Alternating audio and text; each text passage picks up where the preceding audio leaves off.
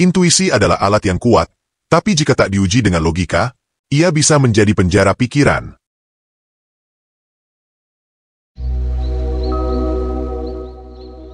Pernah ngerasa yakin banget sama keputusanmu, padahal akhirnya bikin kamu nyesel setengah mati? Atau pernah ngerasa, aku sudah paham dia, tapi ternyata salah total? Itu bukan karena kamu bodoh, tapi karena kamu yang sering banget tertipu oleh intuisinya sendiri. Kita diajari percaya sama feeling sejak kecil. Disuruh dengar kata hati, ikuti naluri. Tapi jarang banget kita diajarin kalau intuisi juga bisa salah arah, berat sebelah, bahkan menjerumuskan tanpa kita sadar. Dan lebih parahnya lagi, semakin yakin kita pada feeling kita, semakin keras kepala kita menolak bukti yang sebenarnya menyelamatkan. Makanya penting banget untuk kenal jebakan-jebakan halus dalam intuisi. Karena yang bikin kita jatuh bukan keputusan besar yang bodoh, tapi keputusan kecil yang kita ambil dengan percaya diri buta, berulang kali, sampai hasilnya jauh banget dari yang kita mau. Yuk kita bahas tanpa basa-basi. 1. Halo efek. Kamu menilai semua hal dari satu kesan positif. Contoh nyatanya banyak. Influencer yang humoris dipercaya jual produk sampah. Pasangan yang sekali romantis dimaafkan meski toksik. Bos yang karismatik dipuja walau keputusannya buruk. Karena satu kualitas bagus menutupi semua tanda bahaya yang harusnya kita waspadai. Itulah halo efek. Jebakan intuisi yang bikin kita menilai keseluruhan hanya dari satu sisi. Otak suka cari cara cepat buat menilai orang atau hal. Satu kesan kuat, baik atau buruk, langsung mewarnai semua penilaian berikutnya. Yang bikin lebih bahaya, kita nggak merasa ini masalah. Kita yakin penilaian kita, intuitif, atau punya feeling bagus soal orang. Padahal kita cuma mengandalkan satu kesan dan menolak menggali lebih dalam. Dan itu bikin kita gampang dibohongi penampilan, kata-kata manis, atau reputasi yang gak pernah kita periksa lagi. Kalau mau lolos dari jebakan ini, latih diri untuk memisahkan kualitas. Dia ramah, tapi apakah dia kompeten?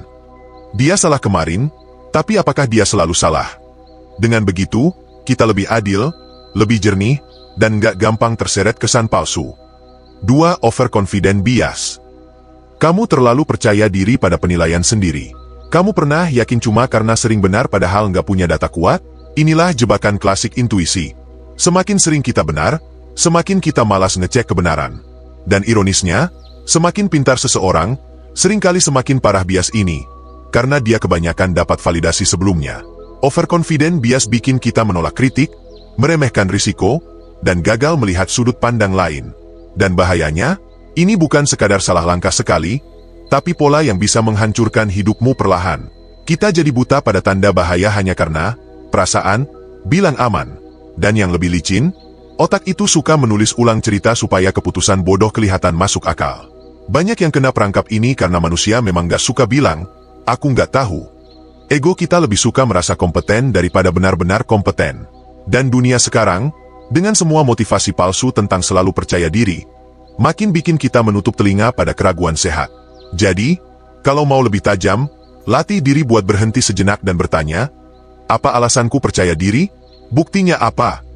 Nggak salah yakin sama diri sendiri, asal kamu juga siap menantang keyakinan itu sebelum jatuh ke lubang yang sama. 3. Confirmation bias. Kamu cuma nyari yang menguatkan pendapat. Pernah nggak kamu browsing jawaban buat yakinin kamu?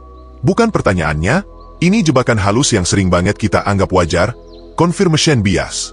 Intuisi kita itu males kerja keras. Dia suka banget menemukan bukti yang mendukung apa yang sudah kita percaya. Bahkan kalau ada data yang menentang, otak kita jago banget ngecilin, menolak, atau mengabaikannya. Akhirnya kita makin yakin, tapi makin jauh dari realitas. Kalau mau menghindar, tantang dirimu untuk tanya, bagaimana kalau aku salah? Apa ada bukti yang bertentangan? Kedengarannya nggak nyaman, tapi justru disitulah ruang berkembang. Karena semakin kita terbiasa menantang intuisi sendiri, semakin sulit kita dikibuli oleh keyakinan kosong. 4. Availability heuristic. Kamu mengira yang sering didengar itu pasti benar. Pernah nggak kamu langsung panik kalau dengar berita kecelakaan, lalu bilang, wah, bahaya banget ya naik pesawat. Padahal sebenarnya, data bilang kebanyakan orang baik-baik aja. Tapi karena itu yang sering kita dengar atau lihat, otak langsung percaya risikonya lebih besar. Intuisi kita suka cara gampang. Kalau sesuatu sering muncul di kepala, kita anggap itu umum atau pasti terjadi. Misalnya habis nonton berita kejahatan, kita jadi takut semua orang jahat. Atau kalau teman cerita tentang investasi gagal, kita langsung mikir semua investasi itu penipuan. Biar nggak ketipu, coba tanya, ini beneran sering terjadi atau cuma sering aku dengar?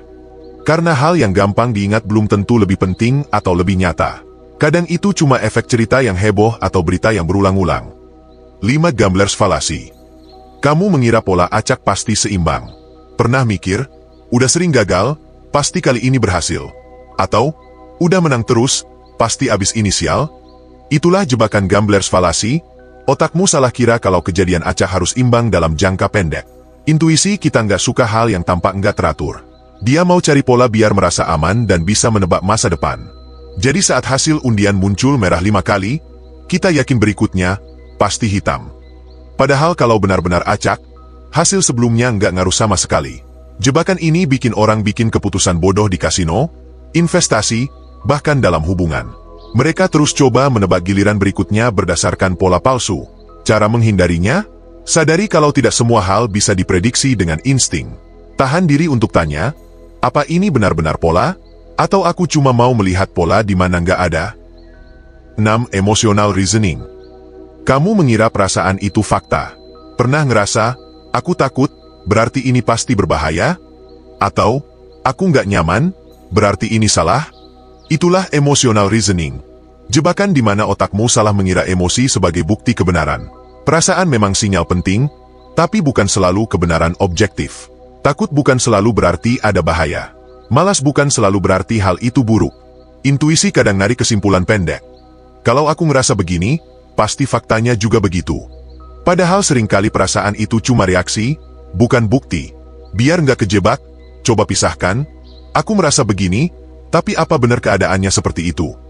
Dengan cara ini, kamu belajar mendengar emosi tanpa langsung tunduk padanya. Karena kadang yang bikin kita terjebak bukan dunia di luar, tapi cerita di kepala kita sendiri. Kesimpulan. Intuisi bukan musuh. Dia adalah alat cepat otak untuk mengambil keputusan tanpa mikir ribet. Tapi seperti pisau tajam, kalau kamu nggak tahu cara pakainya, kamu bisa melukai dirimu sendiri. Dan parahnya, luka itu nggak selalu kelihatan jelas. Karena kita sering terlalu yakin kita sudah paham, padahal salah kaprah. Semua jebakan ini bukan teori rumit, tapi hal-hal halus yang nyaris otomatis. Mereka terjadi saat kamu ngerasa paling yakin, paling tahu, paling benar. Dan justru itu momen paling berbahaya. Karena semakin kamu nggak mau dikritik atau mempertanyakan feeling sendiri, semakin kamu terjebak dalam bias dan kesalahan yang berulang. Jadi mulai sekarang, latih diri untuk ngecek intuisi. Tahan sebentar sebelum ambil kesimpulan. Tanya, apa ini fakta? Apa ini emosi? Apa aku cuma nyari yang mau aku dengar? Karena otak cerdas bukan yang selalu yakin, tapi yang berani bilang, mungkin aku salah, dan itu nggak apa-apa.